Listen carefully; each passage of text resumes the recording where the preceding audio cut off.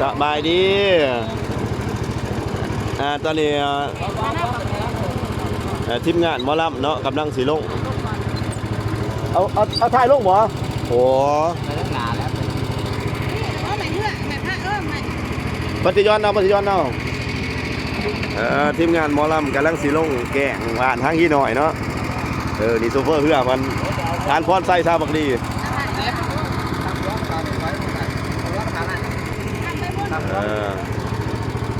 ดีตอนนี้กำลังเกี่ยมมันกำลังลงมาทานผู้ชมเนาะใจทานผู้ชมเบิ่งบรรยากาศสดๆตอนนี้กำลังท่ายกับแกงกับแกงกับหินเนาะกำลังท่ายกับแกงกับหินในบรรยากาศตอนแดงตอนนี้มันลาเมื่อก่อนกำลังจีกล่องอยู่เนาะถ่ายลงมันบ่มีแบบถ่ายเรือบ่เอาหัวลงแล้วเอาถ่ายลงมาละถ่ายลงเอาเพราะว่ามันมีความเสี่ยงสูงเนาะท่านผู้ชมกำลังเบิ่งเด้ออันนี้มันแกงบ้านหางขี้หน่อยเนาะความงามเรียกว่าความงามนะครับสิ่งที่ท้าทายที่สุดก็คือเพื่อลงแกงนี่เนาะว่าสิเป็นจังไหนท่านผู้ชมดุลน้ำกันเด้อขอให้ปลอดภัยเนาะขอให้ไปปลอดภัยเด้อตอนนี้กำลังลงอยู่ท่านผู้ชมกำลังลงอยู่ว่าสิเป็นจังไหนเนาะไปต้องหวงพี่น้องเลยเป็นตอนนี้เรากำลังตั้งทีนท่านผู้ชมเขาไปเอาเอกยานด้วยกันเด้อเขาไปเอาเอกยานด้วยกันขับหัวลงหัวคุณลูกหน้าหลังโบไหลเลยถอยด้วยโอ้แต่เกิดมากครั้งแรกในชีวิตเด้อกี่เหือนี่เอาถ่ายลงวันนั้นถือมาจากมาเอาถ่ายลงให้พี่น้องเลยเด้อเห็นไม่ไงเอาถ่ายลงแกงน้ำเด้อพี่น้องเด้อนี่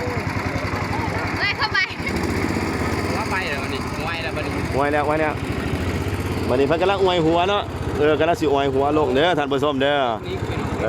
เทคนิคในการเข้าเพื่อของผู้เชี่ยวชาญเนาะผู้เชี่ยวชาญเข้าเพื่อผู้เชี่ยวชาญเข้าเพื่อปลอดภัยท่านผู้ชมปลอดภัยดีเสือได้ชี้มือเลย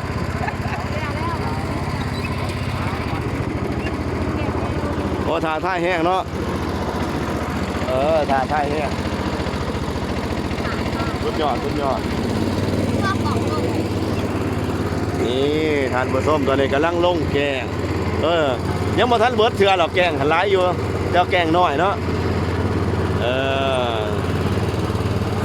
ทางเราที่ก็สิมาเอิ้นว่าแกงหน้าเนื้อเนาะอยู่บ้านเราที่ประเชิญว่าแกงหน้าเนื้อหรือว่าแกงปลาแป้งบางคนก็เอิ้นแล้วแต่สิใส่อันนี้เป็นร้อนปลูกหญ้าเที่ยปลูกหญ้าปัจจุบันเนาะ